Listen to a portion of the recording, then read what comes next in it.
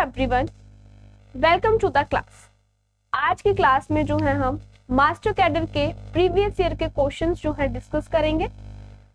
तो देखो, शुरुआत करते हैं हमारे फर्स्ट क्वेश्चन से।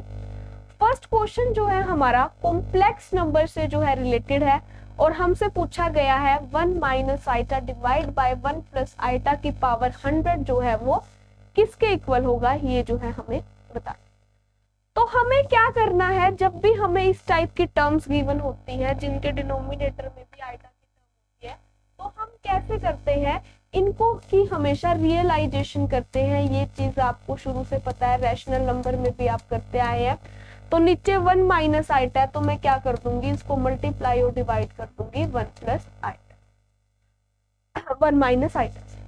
तो ये आ गया 1 माइनस आइटा का स्क्वायर, जिसको मैं ओपन करूंगी तो क्या आएगा 1 plus iota square that is -1 और साथ में -2 आइटा और divide by a plus B, a minus B का फॉर्मूला लगेगा which is a square minus B square होगा।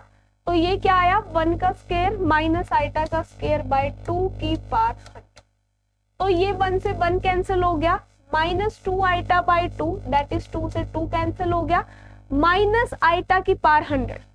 अब माइनस नेगेटिव की पावर 100 तो पॉजिटिव हो जाएगा और जो ये आइटा की पावर 100 है इसको मैं लिख सकती हूँ आइटा की पावर 4 इंटू 25 25 होगा, कितना होता है मेरा 100।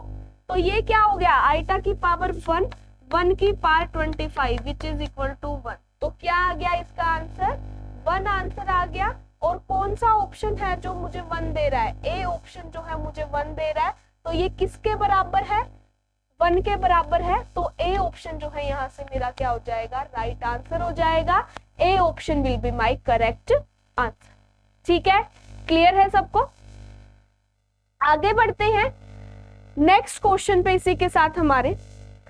अब नेक्स्ट क्वेश्चन में मुझे 10a की वैल्यू गिवन है और 10b की वैल्यू है।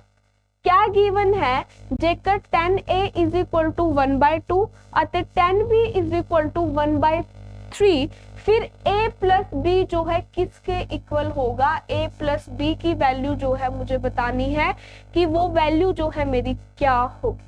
ठीक है, तो 10a 1/2 के इक्वल है, b 1/3 के। तो मुझे सिर्फ अकेला a प्लस बी चाहिए, तो वो कैसे निकाल सकती हूँ। आपकी ऑब्जर्वेशन जो है बहुत स्ट्रॉन्ग होनी चाहिए अगर आप इस टाइप के क्वेश्चंस जो है अटेम्प्ट कर रहे हैं, इस टाइप के क्वेश्चंस जो है अगर कर रहे हैं।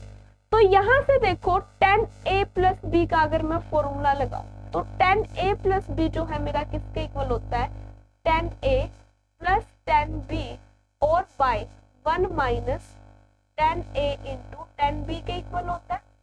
तो ये जो है मेरा किसके इक्वल होगा, 10a की वैल्यू डालो, 10a प्लस b किसके इक्वल होगा, 10a की वैल्यू 1/2 प्लस 1/3 डिवाइड बाय कितना 1 माइनस 1/2 इंटू 1/3 दैट इज 1/6। तो सॉल्व करो इसको। तो 10a प्लस बी, देखो वहां से यहाँ लिख रही हूं मैं, एलसीएम लूंगी उन दोनों का, क्या आएगा 6 और 3 प्लस 2 5 इंटू 6। यहाँ पे भी एलसीएम कितना लेंगे 6, 6 माइनस 1 कितना 5। यस और नो। तो ये कैंसिल होके क्या आ गया 1। तो 10a प्लस बी मेरा 1 के इक्वल आ रहा है, बट मुझे वैल्यू अकेले किसकी चाहिए, मुझे वैल्यू मेरे सिर्फ और सिर्फ a प्लस बी की चाहिए। तो यहाँ से a प्लस बी जो है मेरा किसके इक्वल आ गया, 10 इनवर्स 1 के इक्वल आ गया। a प्लस बी जो है मेरा किसके इक्वल आ गया, 10 इनवर्स 1 के इक्वल आ गया। तो यहाँ से 10 इनवर्स 1 किस पे देता है मुझे, 10 इनवर्स 1 जो है किस पे देगा, π/4 पे 45 डिग्री पे। तो 45 डिग्री, तो a प्लस बी की वैल्यू आ गई π/4। और कौन सा ऑप्शन है जो मुझे π/4 दे रहा है, सी ऑप्शन जो है मुझे π/4 दे रहा है। तो यहाँ से सी ऑप्शन जो है मेरा क्या हो जाएगा, करेक्ट आंसर हो जाएगा। C will be my correct answer. ठीक है, क्लियर है सबको। नेक्स्ट देखो, नेक्स्ट क्वेश्चन जो है बहुत ही इजी क्वेश्चन है। अगर आप देख पा रहे हो, एक बार क्वेश्चन को ध्यान से देखो। एक चीज जो है इस क्वेश्चन में मुझे गिवन है और एक चीज जो है मुझे फाइंड आउट कर। अब गिवन क्या है, गिवन है मुझे कि sine x plus sine square x जो है किसके इक्वल है 1। तो यहां से मेरा साइन एक्स क्या आ गया 1 माइनस साइन स्क्वायर एक्स, और 1 माइनस साइन स्क्वायर एक्स सबको पता है किसके इक्वल होता है कोस स्क्वायर एक्स के इक्वल होता है। तो यहां से मुझे कोस स्क्वायर एक्स की वैल्यू मिल गई कितनी साइन एक्स। अब मुझे वैल्यू किसकी निकालनी है cos square x plus cos 4x। अब कोस स्क्वायर एक्स की वैल्यू तो मुझे मिल गई, अब कोस 4x की वैल्यू भी जो है मुझे निकालनी पड़ेगी। तो स्क्वायर कर दूं दोनों तरफ, तो यहां से साइन स्क्वायर एक्स जो है मेरा किसके इक्वल आ गया कोस 4x के इक्वल आ गया। स्क्वायरिंग करने पे दोनों तरफ स्क्वायरिंग बोथ साइड, तो साइन स्क्वायर एक्स जो है मेरा किसके इक्वल आ गया यहाँ से कोस 4x के इक्वल आ गया। ठीक है, तो यहाँ से sine square cos square x की वैल्यू डाल ली साइन एक्स और कोस 4x की वैल्यू डाल ली साइन स्क्वायर एक्स, ये जो है इसके इक्वल आ गया।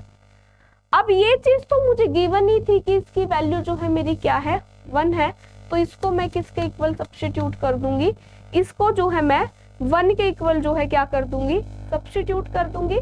तो यहाँ से sine x sorry cos square x plus cos 4x जो है मेरा क्या आ गया, क्या वैल्यू आ गई उसकी 1 आ गई। और कौन सा ऑप्शन है जो मुझे 1 दे रहा है, बी ऑप्शन जो है मुझे 1 दे रहा है। तो यहाँ से बी ऑप्शन जो है मेरा क्या हो गया करेक्ट आंसर हो गया। B option will be my correct answer. ठीक है, बी आंसर आ गया यहाँ से। नेक्स्ट देखो ट्रिग्नोमेट्री का क्वेश्चन है, और ट्रिग्नोमेट्री के क्वेश्चंस को जो है करने के लिए आपको ट्रिग्नोमेट्री के जो है मोस्टली फॉर्मूलाज जो है आपको पता होने चाहिए। आपको फॉर्मूलाज की जो है सारी नॉलेज होनी चाहिए, तो ही आप जो है क्वेश्चंस जो है कर पाएंगे।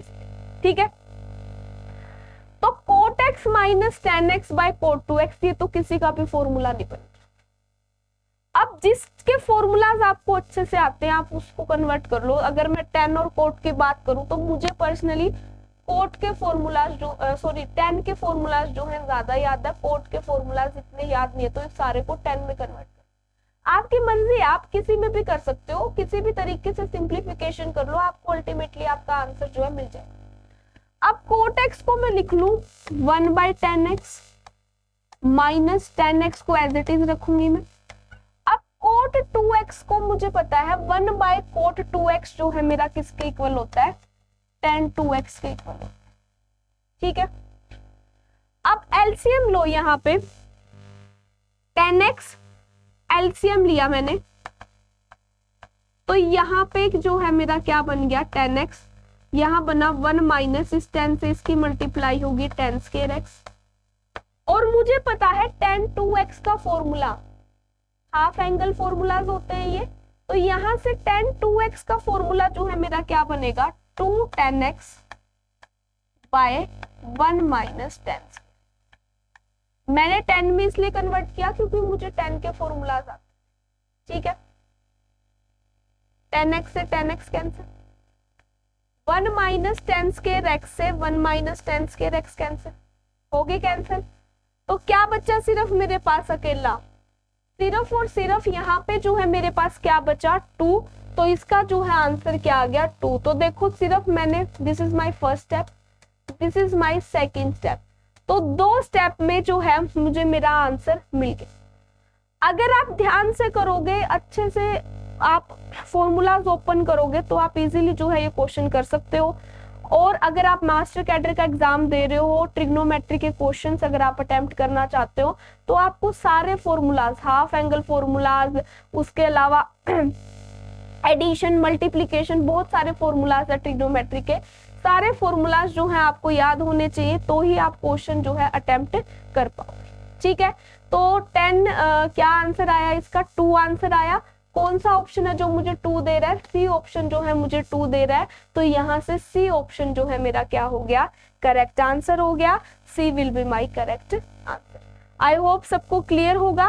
किसी भी बच्चे को कोई भी डाउट आ रहा है किसी भी क्वेश्चन में, तो आप वहीं के वहीं जो है कमेंट करके पूछ सकते हैं। ठीक है, क्लियर है।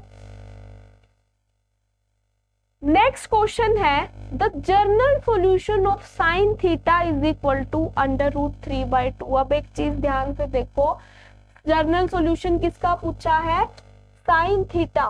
साइन थीटा जो है किसके इक्वल है, √3/2। इसका जो है क्या पूछा गया मेरे से, जर्नल सॉल्यूशन। ठीक है, अब ध्यान से देखो, जो साइन थीटा है वो √3/2 मुझे किस पे देता है, साइन 60 की वैल्यू। साइन 60 मतलब साइन π/3 पे जो है मुझे क्या देता है, वो √3/2 देता है। ठीक है, लेकिन वो सिर्फ साइन उस पे नहीं देगा 60 पे, वो हर एक रोटेशन पे, हर एक सर्कल कंप्लीट करने पे जैसे जैसे वो यहाँ आएगा, क्योंकि साइन जो है मेरा क्या है, एक पीरियोडिक फंक्शन है, अपनी वैल्यू को जो है वो क्या करेगा, रिपीट करेगा। तो n पाई प्लस माइनस दोनों ही π/6 दोनों पे ही जो है मुझे क्या मिलेगा, √3/2 जो है मिलेगा। तो मैं इसको कैसे लिख सकती, सॉरी π/6 नहीं है, ये 60 है, π/6 इज 30, π/3, तो n पाई प्लस माइनस π/3 दोनों पे ही जो है मुझे क्या देगा, वो दोनों पे ही मुझे हर एक पे ही जो है 30 देगा। तो मैं इसको ऐसे लिख सकती हूँ n पाई प्लस -1 की पावर n π/3। तो इस पे जो है ये मुझे क्या देगा, √3/2 देगा। ये जो है इसका क्या होगा, जनरल सॉल्यूशन होगा, theta is equal to n pi -1 π/3। तो कौन सा ऑप्शन है जो हमारे आंसर के साथ जो है क्या है, मैच कर रहा है, सी ऑप्शन जो है हमारे आंसर के साथ मैच कर रहा है। तो यहाँ से सी ऑप्शन जो है मेरा क्या होगा, करेक्ट आंसर होगा। C option will be my correct. ठीक है, क्लियर है सबको। ध्यान से देखना है कि गिवन क्या है, जर्नल सॉल्यूशन पूछा गया है, पर्टिकुलर सॉल्यूशन पूछा गया है, ये सारी चीजें जो है आपने देखनी है। स्टेटमेंट जो है आपने ध्यान से पढ़नी है क्वेश्चंस को करने के लिए। ठीक है, अब नेक्स्ट क्वेश्चन जो है, कुछ बच्चे इसको पूरा सोल्व करने बैठ गए होंगे। अगर आपको रिजल्ट याद है, बीएससी में ना जब आप पार्शियल डिफरेंशियल इक्वेशन पढ़ते थे तो आप एक थ्योरम पढ़ते थे, क्या, आयलर्स थ्योरम। वो जो है इसके अंदर यूज हो रही है और एक स्टेप में जो है हमारा ये क्वेश्चन हो जाए, अगर आपको याद। अब कुछ बच्चे क्या करेंगे, मुझे ना गिवन है z किसके equal, X Y F dash of X Y, और मुझे निकालना है x curl z by curl x plus y curl z by curl y। इसकी जो है मुझे इसके अंदर क्या करनी है, वैल्यू निकाल। अब आप एक चीज ध्यान से देखो, कुछ बच्चे क्या करेंगे, पहले इसका partial derivative with respect to x निकाल लेंगे, फिर y निकाल लेंगे और फिर जो है इसके अंदर सब्स्टिट्यूट करेंगे। तो इस प्रोसेस को कम से कम 4 से 5 मिनट तो लगेंगे, क्योंकि इनका डेरिवेटिव निकालना, फिर ऐड करना, फिर कॉमन निकालना और फिर चेक करना कि वैल्यू जो है किसके इक्वल आ रही है। तो ऑन एन एवरेज अगर आप कम से कम टाइम में भी करने की कोशिश करोगे तो आप 2 या 3 मिनट तो इसके ऊपर फॉर श्योर लगाओगे इस क्वेश्चन को करने के लिए। ठीक है, अब ध्यान से देखो, आयलर थ्योरम अगर मुझे क्या कहती है, अगर z जो है मेरा क्या है, होमोजीनियस फंक्शन है, homogeneous function of degree n, degree n कुछ भी हो सकती है उसकी, तो जो x curl z by curl x plus y curl z by curl y जो है मेरा किसके इक्वल होता है, n z के इक्वल होता है, जहां पे ये n जो है मेरी क्या होती है, डिग्री होती है मेरे फंक्शन। तो अब यहाँ पे देखो z जो है कैसा है, एक्स वाई है, और फंक्शन किसका है, एक्स वाई का। फंक्शन जो है ये किसका है, एक्स वाई का है। तो मुझे क्लियरली दिख रहा है यहाँ पे जो मेरा z है वो कैसा फंक्शन है, होमोजीनियस फंक्शन है।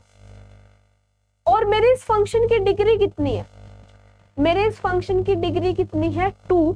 तो ये जो है मेरा किसके इक्वल होगा, एन जेड के इक्वल, और यहाँ पे एन मेरा कितना है, 2 है। तो ये सीधे सीधे किसके इक्वल आ जाएगा, 2z के इक्वल आ जाएगा। और कौन सा ऑप्शन है जो मुझे 2z दे रहा है, डी ऑप्शन जो है मुझे 2z दे रहा है। तो यहाँ से डी ऑप्शन जो है मेरा क्या हो जाएगा, सीधे सीधे डी ऑप्शन जो है मेरा क्या हो जाएगा, करेक्ट आंसर हो जाएगा। ठीक है, क्लियर है। तो इस तरीके से जो है डायरेक्ट मैंने तो समझाया है आपको, इसलिए उस चीज में टाइम लग गया, बट सिर्फ आइलर थ्योरम के रिजल्ट याद है। देखो ये तो मैंने 2 के लिए करवाया है, 3 independent variable X Y Z हो उसके लिए भी होती है ये, ठीक है, और इनकी सेकंड ऑर्डर डेरिवेटिव के लिए भी होती है, आइलर थ्योरम फर्स्ट के लिए भी और सेकंड के लिए, ठीक है। तो ये सारी थ्योरम के डायरेक्ट रिजल्ट से जो है आपके ये क्वेश्चन हो रहे थे। नेक्स्ट क्वेश्चन है, बहुत ही इजी क्वेश्चन है, मुझे नहीं लगता इससे इजी कोई क्वेश्चन जो है हो सकता है आपके पेपर में जो है आ सकता है। डायरेक्ट पार्शियल डेरिवेटिव पूछा गया है, u जो है मेरा केस के इक्वल है e x y z, और मेरे से क्या पूछा गया है, curl u by curl x, that is partial derivative करना है किसका, e raise to power x y z का विद रिस्पेक्ट टू x। तो मेरे को पता है एक्सपोनेंशियल का डेरिवेटिव क्या होता है, एक्सपोनेंशियल, तो e raise to power x y z तो एज इट इज ही आएगा। अब जो ये इस x y z है इसका पार्शियल डेरिवेटिव किसके साथ, x के साथ, तो ये x जो है वेरिएबल होगा, y z किसका काम करेंगे, कांस्टेंट का, तो ये क्या आ गया y z।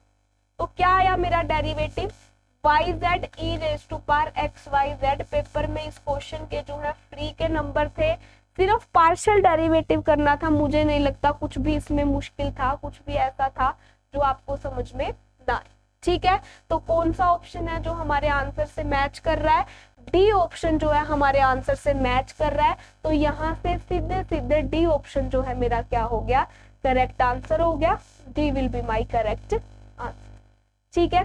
क्लियर है सबको? आई होप किसी भी बच्चे को जो है डाउट नहीं होगा। किसी भी तरीके का कोई भी डाउट आता है किसी क्वेश्चन में तो आप कमेंट करके जो है पूछ सकते हैं। आगे बढ़ते हैं, देखो ध्यान से देखो क्वेश्चन की statement,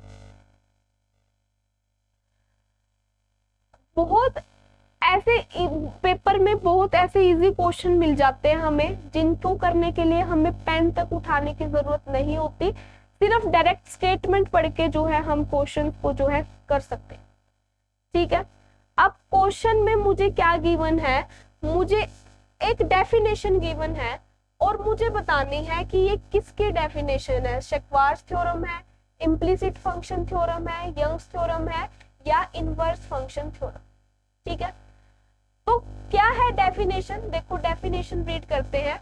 if F X and F Y, F X and F Y का मतलब क्या है, एफ का partial derivative with respect to X, F Y क्या है, एफ का partial derivative with respect to Y, both differentiable at a point A B, differentiable है किसी पॉइंट ए बी पे of the domain, then F of X Y at A B किसके equal होगा, F of Y x at point A B. तो ये जो है हमारी क्या है, ये डेरिवेटिव के ऊपर बेस्ड थ्योरम है, यंग्स थ्योरम जो है हम इसे बोलते हैं।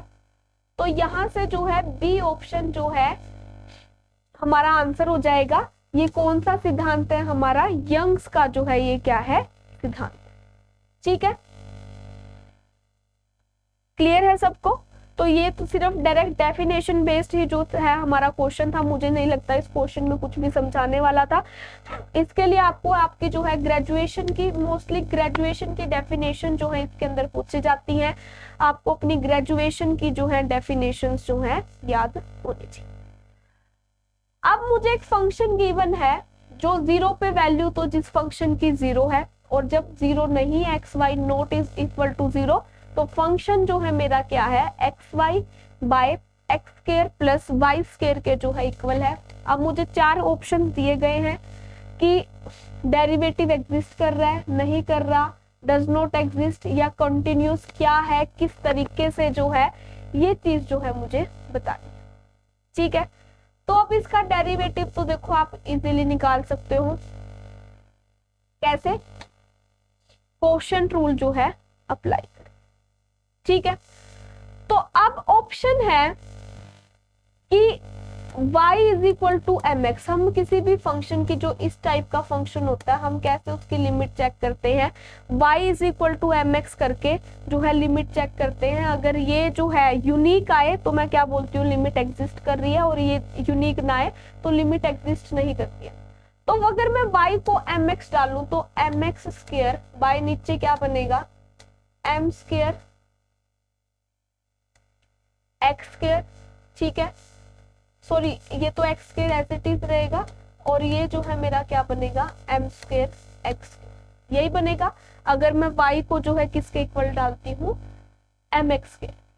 तो यहां से जो है मेरा क्या आ गया, ये एक्स स्क्वायर से एक्स कैंसिल हो गया, तो m जो है जो मेरा फंक्शन है वो किसके इक्वल आ गया m 1 प्लस m, ठीक है, क्लियर है। तो जो मेरी लिमिट है वो क्या है, यूनिक नहीं है। तो जो मेरी लिमिट है यहाँ से क्या आ रही है, यूनिक नहीं आ रही है, तो यहाँ से लिमिट तो मैं बोल दूंगी कि एग्जिस्ट नहीं करती, लिमिट डज नॉट एग्जिस्ट।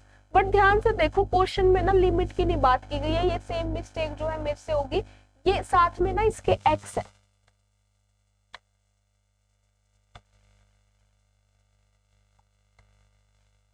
ठीक है, ये y है। तो अब जो है मुझे क्या करना है, मुझे डेरिवेटिव बताना है कि 0 0 पे इसका डेरिवेटिव एग्जिस्ट करेगा या नहीं करेगा। तो अगर आप इसको डिफरेंशिएट करोगे तो इजीली जो है डिफरेंशिएट हो जाएगा। अब मेरे पास दो ऑप्शन है, एक तो क्या कि f ऑफ एक्स वाई जो है मेरा क्या है कॉन्टिन्यूस है, और एक क्या है कि डेरिवेटिव एग्जिस्ट कर। तो कौन सा ऑप्शन, और दोनों ही सच है, f ऑफ एक्स वाई जो है वो कॉन्टिन्यूस भी है और लिमिट भी एग्जिस्ट कर रही है। बट जो मेरा क्वेश्चन है वो सिंगल करेक्ट है कि मुझे कोई भी एक ही जो है आंसर देना है। तो आप कौन सा आंसर दोगे, सी दोगे या डी दोगे?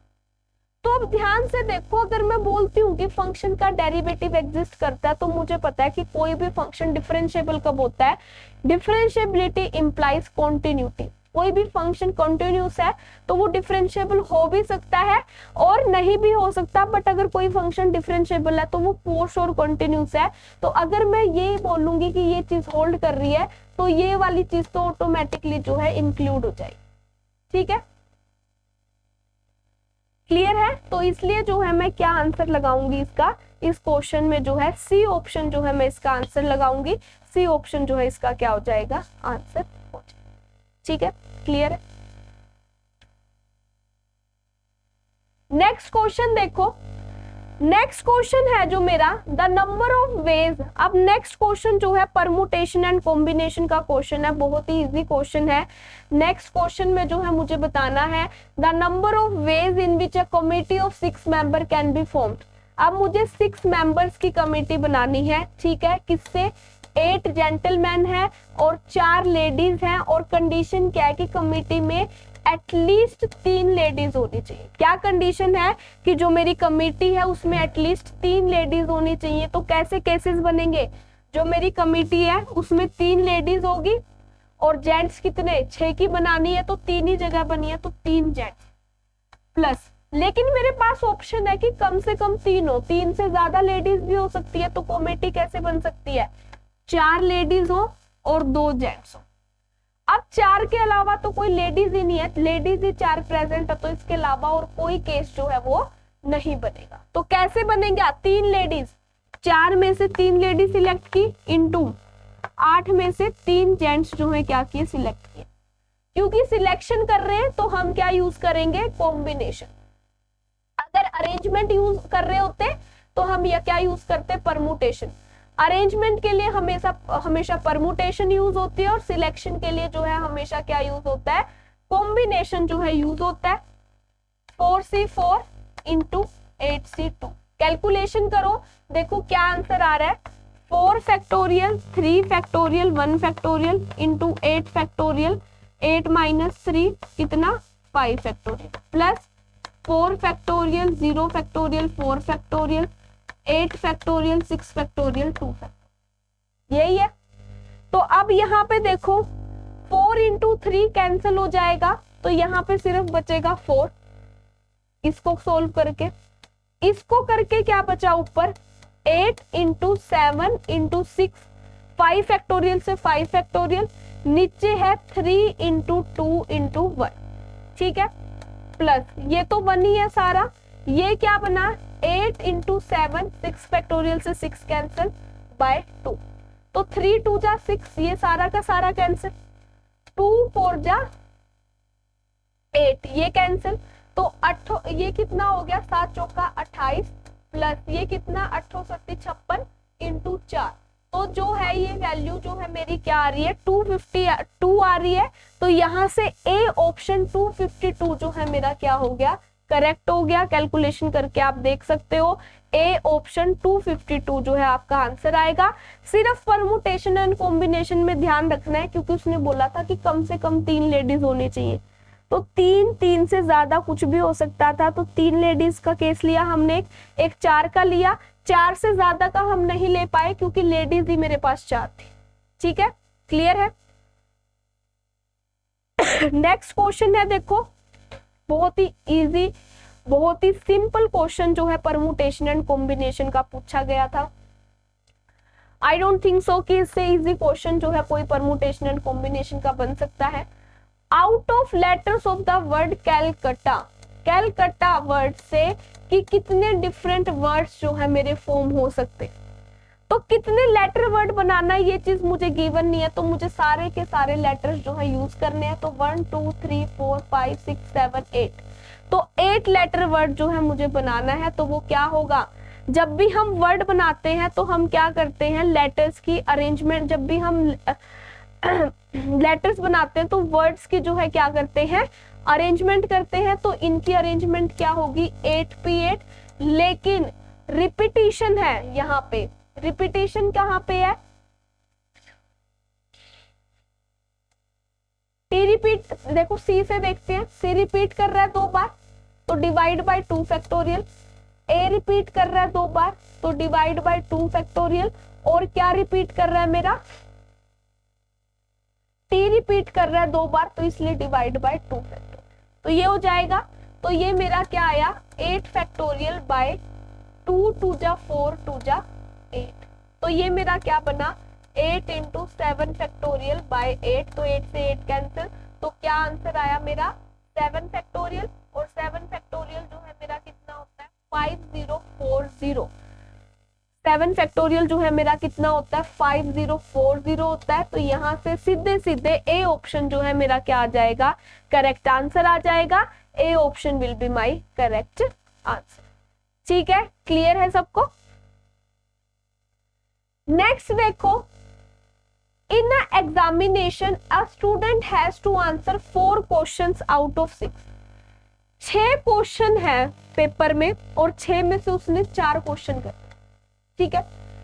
Question number 1 and 2 are compulsory, तो 1 एंड 2 तो उसको फॉर श्योर करने ही करने, 4 में से 2 क्वेश्चन तो उसको पता है कौन से करने कंपल्सरी है, क्योंकि 1 2 कंपल्सरी है वो तो करने ही पड़ेंगे।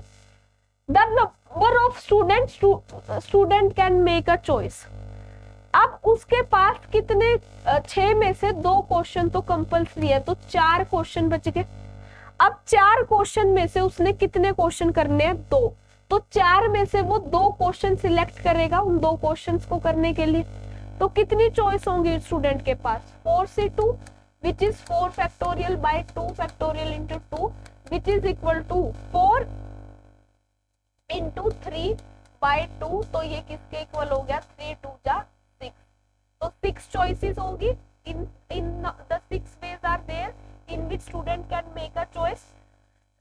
तो कौन सा ऑप्शन है जो मुझे 6 आंसर दे रहा है यहाँ पे, बी ऑप्शन जो है मुझे 6 आंसर दे रहा है यहाँ पे, तो बी ऑप्शन जो है मेरा क्या हो जाएगा करेक्ट आंसर हो जाएगा, B will be my correct answer. ठीक है, क्लियर है सबको। नेक्स्ट देखो, अमंग 40 प्लेयर्स, अब मेरे पास कितने टोटल कितने प्लेयर्स हैं 14, ये मेरे टोटल प्लेयर्स हैं, जिनमें से 5 मेरे क्या हैं बॉलर, कितने हैं बॉलर 5।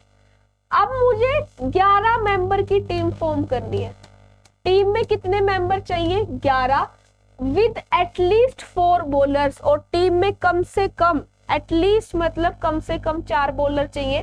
तो 5 बॉलर हैं, 14 में से 5 गए, कितना हो गया 9 जो है मेरे क्या है बैट्समैन, ठीक है 5 बैट्समैन और 9 बैट्समैन और 5 बॉलर से 11 की टीम बनानी है, और कम से कम 4 बॉलर चाहिए। तो क्या क्या केस है, या तो 4 बॉलर हो, 4 बॉलर होंगे तो 7 और 4 11, तो 7 कितने चाहिए मुझे बैट्समैन, अब दूसरा केस क्या है कि कम से कम 4 चाहिए, तो 5 बॉलर भी हो सकते हैं, 5 बॉलर हों, और अब बैट्समैन कितने चाहिए होंगे, 6 बैट्समैन। अब 5 से ज्यादा बॉलर नहीं हो सकते क्योंकि मेरे पास बॉलर ही 5 है, इससे ज्यादा जो है मैं चूज ही नहीं कर पाऊंगी। तो देखो क्या होगा, 5 बॉलर, 5C4 और 9C7 प्लस 5 में से 5 बॉलर सिलेक्ट कर लिए और 9 में से 6 बैट्समैन। तो इस तरीके से हमारी सिलेक्शन होगी। कैलकुलेशन कर लो क्या आई, 5 factorial by 4 factorial into 1 into 9 factorial by 7 factorial into 2 factorial plus 5 factorial by 0 factorial into 5 factorial 9 factorial by 6 factorial into 3 factorial. Complete calculations जो है मैं आपको करके दिखा रही हूँ ताकि आपको अच्छे से जो है समझ आ जाए। अब ये क्या है, 5 बचा सिर्फ यहाँ पे कैंसिल होके, अगले में 9 इंटू 8 इंटू 7 से ये 7 कैंसिल बाय कितना 2 प्लस 5 से 5 कैंसिल 1, यहाँ पे बचा है 9 इंटू 8 इंटू कितना 7, 6 फैक्टोरियल से 6 कैंसिल, और ये क्या है मेरा 3, तो ये है 3 इंटू 2। ठीक है, तो ये क्या गया, 2 4 जा पे गया और 3 3 जा पे गया, तो 4 3 12। ठीक है, 12 इंटू 7 कितना होगा, 7 चौका 28, अच्छा ये 12 इंटू 7 है, तो 7 दूनी 14 और 1 कितना 84, तो ये तो आ गया 84, और यहाँ पे जो है 7 दूनी 14, ठीक है, और यहाँ पे कितना आया, ये 4 पे चला गया। ठीक है, तो 9 चौका 36 और 36 पंजे कितना होगा, 6 पंजे 30। देखो जो भी आए, यहाँ पे 0 है और यहाँ पे लास्ट टर्म 4 है, तो 0 प्लस 4 जो है ऐड करेंगे तो 4 ही बनेगा, तो एक ही ऑप्शन है जिसके लास्ट में 4 है। तो आपको कंप्लीट कैलकुलेशन करनी है तो आप वो भी कर सकते हैं, बट सी ऑप्शन 264 जो है इसका आंसर रहेगा, सी ऑप्शन जो है इसका क्या आएगा आंसर। ठीक है, आपको सिर्फ चॉइसेस बनानी आनी चाहिए, बाकी तो सिर्फ कुछ नहीं, कैलकुलेशन ही है। अब देखो नेक्स्ट क्वेश्चन है, नेक्स्ट क्वेश्चन में भी जो है मुझे एक डेफिनेशन गिवन है और मुझे बताना है कि ये डेफिनेशन जो है किसकी है। ठीक है, the factoring of any integer into primes is unique, कि किसी भी इंटीजर को अगर मैं फैक्टर कर रही हूँ किसमें, प्राइम नंबर्स में, तो वो यूनिक होती है apart from the order of the prime factors. ठीक है, तो ये जो है मेरी क्या है, फंडामेंटल थ्योरम ऑफ अरिथमेटिक होती है। प्राइम नंबर थ्योरम कोई भी प्राइम नंबर थ्योरम नहीं है, fundamental theorem of algebra numbers के ऊपर बेस्ड नहीं है। चाइनीज रिमाइंडर थ्योरम आपको पता है कि क्या होती है, x is congruent two congruent का जो है रोल होता है उसमें। तो डी ऑप्शन जो है ये जो है मेरी किसकी डेफिनेशन है, फंडामेंटल थ्योरम ऑफ अरिथमेटिक की जो है डेफिनेशन है। अब कुछ बच्चे जो है इसमें गलती कर सकते हैं क्या, कि प्राइम नंबर थ्योरम जो है इसका आंसर लगा सकते हैं, पर प्राइम नंबर थ्योरम कोई एज सच हम नहीं स्टडी करते हमारी ग्रेजुएशन में। तो डी ऑप्शन जो है इसका आंसर रहेगा, फंडामेंटल थ्योरम ऑफ अरिथमेटिक जो है मुझे ये गिवन। नेक्स्ट जो है मेरा ग्रुप थ्योरी का जो है क्वेश्चन है, बीएससी में जो है हम पढ़ते हैं ग्रुप थ्योरी। क्वेश्चन क्या कह रहा है, in a group G is equal to 1379 under multiplication modulo 10। Multiplication modulo n में मुझे गिवन है और मुझे 3 का इनवर्स बताना है कि क्या। तो 3 का इनवर्स क्या होगा मल्टीप्लीकेशन में, कि 3 की मल्टीप्लाई में किससे करूं, बाय मल्टीप्लीकेशन मॉडुलो 10 की मुझे क्या मिले, आइडेंटिटी।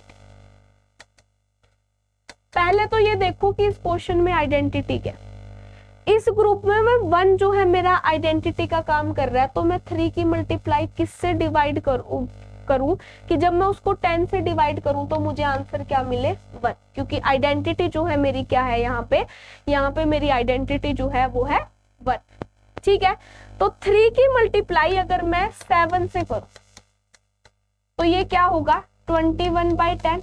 तो जब मैं 21 को 10 से डिवाइड करूंगी तो रिमाइंडर मेरा कितना आएगा 1। तो आ गई आइडेंटिटी आ गई मेरी। तो 3 का जो इनवर्स है यहाँ पे क्या है, 3 का इनवर्स जो है वो क्या है 7 है। तो कौन सा ऑप्शन है जो मुझे 7 आंसर दे रहा है यहाँ पे, बी ऑप्शन जो है मुझे 7 आंसर दे रहा है यहाँ पे। तो बी ऑप्शन जो है मेरा क्या हो जाएगा, करेक्ट आंसर हो जाएगा। B will be my correct answer. ठीक है, क्लियर है। The number of generator of an infinite cyclic group, infinite cyclic group के हमेशा 2 जनरेटर होते हैं, ये हम रिजल्ट पढ़ते हैं। बी ऑप्शन जो है इसका आंसर रहेगा। Infinite cyclic group will always have 2 generators. ठीक है, एग्जांपल ले लो इंटीजर्स का। ठीक है, नेक्स्ट क्वेश्चन है in a group under multiplication. अब जी जो है वो अंडर मल्टीप्लीकेशन ग्रुप बना रहा है, मतलब ग्रुप की चारों प्रॉपर्टीज होल्ड करेगा, closure, associative, existence of identity and existence of inverse. ये चारों प्रॉपर्टीज जो है मेरी क्या होंगी, होल्ड होंगी। और मुझे गिवन है कि एक एलिमेंट ए से बिलोंग कर रहा है, जब मैं उसका स्क्वायर करूं तो वो ई क्या होती है, आइडेंटिटी के इक्वल आता है। तो इनमें से कौन सी बात जो है वो ट्रू है, बेसिकली ए की वैल्यू जो है मुझे निकालनी। अब ध्यान से देखो, इसको मैं लिख सकती हूँ a into a is equal to a square. अब क्योंकि जी अबिलियन ग्रुप है तो ए बिलोंग कर रहा है जी से, तो उसका इनवर्स भी बिलोंग करेगा जी से, और क्लोजर भी होल्ड कर रही है। तो मैं क्या करूं, दोनों तरफ मल्टीप्लाई कर दूं किससे, ए इनवर्स। तो A inverse A is equal to identity, identity into something that is A, और ये भी क्या आ गया ए। तो यहां से ए जो है मेरा किसके इक्वल आ गया, ए इनवर्स के इक्वल आ गया। तो कौन सा ऑप्शन है जो इस कंडीशन को सेटिस्फाई कर रहा है, तो यहाँ से डी ऑप्शन जो है इस कंडीशन को सेटिस्फाई कर रहा है।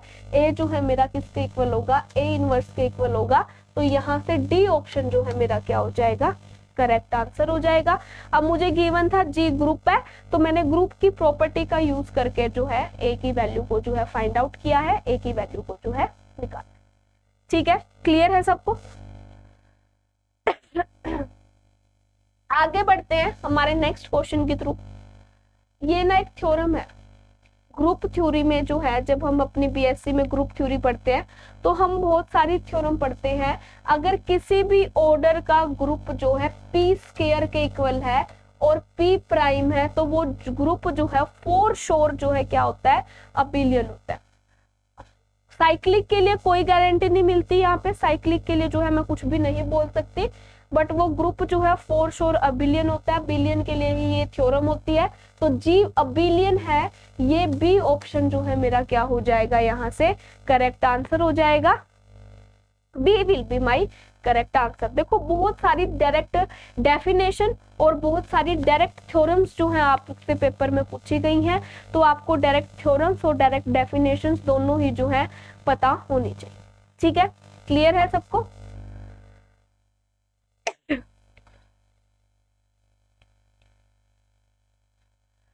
नेक्स्ट जो हमारा क्वेश्चन है, देखो which one of the following statement is false. अब ध्यान से देखो, क्वेश्चन में पूछा गया है कि स्टेटमेंट गिवन है और मुझे ट्रू स्टेटमेंट नहीं बतानी। अब इस क्वेश्चन में मुझे जो है क्या बतानी है, फॉल्स स्टेटमेंट जो है क्वेश्चन में बतानी है। तो पहला क्वेश्चन है every field is principal integral domain, कि जो हर फील्ड है जो मेरी वो क्या होगी, प्रिंसिपल आइडियल डोमेन होगी। और ये बात सच है, फील्ड जो है सारी की सारी प्रॉपर्टीज जो है होल्ड करती है। फील्ड को जो है मैं किंग भी बोलती हूँ। ग्रुप थ्योरी में जो है, ग्रुप और रिंग थ्योरी की अगर मैं बात करूँ तो field is the king of group and ring theory, क्योंकि वो सारी की सारी प्रॉपर्टीज जो है क्या है, सेटिस्फाई कर रही होती है। तो हर फील्ड आइडियल डोमेन है, तो ये स्टेटमेंट ट्रू है, बट मुझे फॉल्स स्टेटमेंट बतानी थी, इसलिए ये ऑप्शन जो है इनकरेक्ट हो जाएगा। Every Euclidean domain is principal ideal domain, ये बात सच है, लेकिन हमें फॉल्स स्टेटमेंट बतानी है। Commutative ring without unity. अब कम्यूटेटिव रिंग विदाउट यूनिटी पूछा गया है। Every maximal ideal in a commutative ring without unity, every maximal ideal is prime, ये बात जो है ये सच नहीं है और मेरे से फॉल्स स्टेटमेंट ही पूछी गई थी, तो हमें एक फॉल्स स्टेटमेंट जो है यहाँ से मिल गई। तो यहाँ से डी ऑप्शन जो है मेरा क्या हो गया, सी ऑप्शन जो है, सॉरी मेरा आंसर आ गया, सी ऑप्शन जो है मेरा यहाँ से क्या हो जाएगा, करेक्ट आंसर हो जाएगा। ठीक है, A division ring, next question है देखो मेरा, a division ring is a, एक डिवीजन रिंग जो है इंटीग्रल डोमेन हो जरूरी नहीं है, फील्ड हो बिल्कुल भी जरूरी नहीं है, क्योंकि फील्ड के लिए एक प्रॉपर्टी और चाहिए होती है। डिवीजन रिंग जो है सिंपल रिंग होती है, division ring is a simple ring. तो यहाँ से सी ऑप्शन जो है मेरा क्या हो जाएगा, करेक्ट आंसर हो जाएगा। देखो बहुत सारे ऐसे क्वेश्चंस है जिसमें आपको पेन तक उठाने की जरूरत नहीं पड़ी, डायरेक्ट हो रहे हैं। इसके रियल रूट बताने हैं, तो x raise to power 2n is equal to 1, तो या तो मैं x को 1 डाल लूं या फिर -1 डाल लूं, तो मेरे को क्या मिलेगा, उसकी पावर 2n जो है क्या बनेगी, 1 डलेगी। रियल नंबर तो यही दो हैं, कॉम्प्लेक्स नंबर हो सकते हैं, बट मेरे से कैसे रूट्स पूछे गए हैं, रियल रूट्स। और रियल रूट्स जो है मेरे कितने आ रहे हैं, 2 आ रहे हैं, या तो यहाँ से बी ऑप्शन 2 जो है मेरा क्या हो जाएगा, करेक्ट आंसर हो जाएगा। कितने रियल रूट होंगे इसके, 2 रियल रूट्स जो है इसके हो। ठीक है, क्लियर है। So this is all about today's class. तो देखो आज आपने बहुत सारे क्वेश्चन ऐसे देखे जिनमें आपको कोई भी कैलकुलेशन करने की जरूरत नहीं थी, डायरेक्ट डेफिनेशन बेस्ड या रिजल्ट बेस्ड जो है क्वेश्चन थे। तो जब भी आप मास्टर कैडर की तैयारी करोगे तो हर थ्योरम जो है एक पेज पे लिख लेना और अपने रूम में लगा लेना, ताकि टाइम टू टाइम उसको रीड करते रहो, आपके माइंड में जो है वो बैठ जाए। ठीक है, तो आज के लिए सिर्फ इतना ही। That's all for today, bye everyone, have a nice day.